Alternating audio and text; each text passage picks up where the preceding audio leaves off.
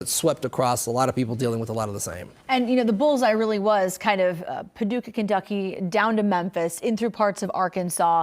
And that's where they saw the much larger, longer track tornadoes versus our area where we did have some tornado warnings overnight. A lot of those would have been embedded tornadoes kind of right on that squall line that was coming through. So we all saw the strong winds come through, but some places there may have been some rotation. So we're obviously, you know, checking in on the damage here once the sun comes up this morning. Looking at the radar right now, things have quieted down across a good chunk of greater Cincinnati. If you are south of the 71-75 split, it's still coming down pretty good, and some much lighter rain showers still lingering to the south and east. So over the last hour or so, you can see the rain showers just kind of slowly meandering to the east and northeast and kind of out of the area. So south of the split, in through Owen County specifically, you're probably the county that's getting hit the hardest right now with still some aggressive kind of moderate downpours.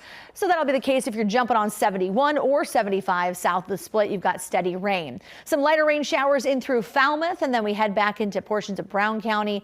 Bracken, Mason, Robertson counties all showing light rain showers. We're done with the lightning, which is great. That was quite the show last night. And Hillsborough right now drying out kind of the back edge of the rain showers. But on a wide view, you can see as this system makes its way to the east, triggering more tornado warnings in portions of Pennsylvania, West Virginia, and now into portions of eastern Kentucky. I know it looks like the storm is progressing east and is going to keep on going on its way, but it's not. It's going to stall out and basically act like a conveyor belt for rounds of rain. And you can see where that corridor is setting up. Excessive rain outlook for today. Once again, it's Paducah over toward Bowling Green. Notice in our area, some heavier rain expected. And this basically is where the front is going to set up for the next several days. I'll show it to you right here on the Futurecast this morning.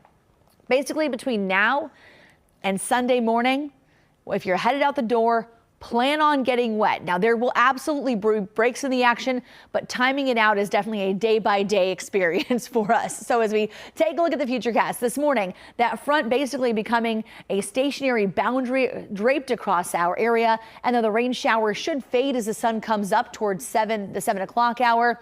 We are going to watch this turn into the train tracks for more rain through the rest of the next couple of days. So at noon, I think we're looking pretty quiet, a little lull in the action, but by about 2 or 3 p.m., here comes more rain, potential for some thunder and lightning in there again, especially just in time for the evening commute. You'll notice areas south of that boundary probably have a better potential to maybe get some lightning out of there. So our southernmost communities have a better chance for thunder and lightning into the evening hours.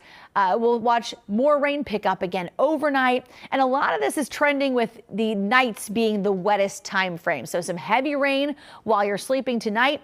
Tomorrow morning, it'll be more off and on, I think, during the day Friday, and then picking back up again late Friday night into Saturday.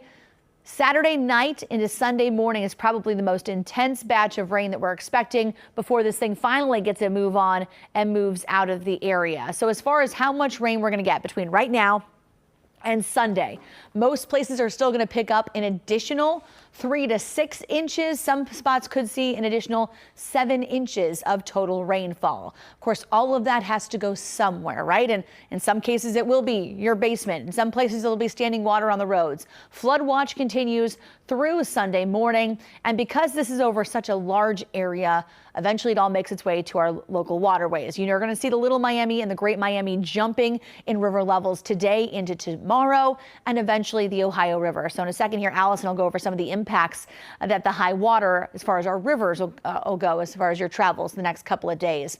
Taking a look at the 12-hour forecast this morning, a little bit of rain here through about the 7 o'clock hour, and then we'll generally dry things out into the early afternoon.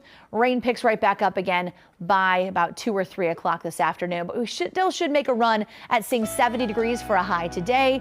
Rounds of rain and thunderstorms.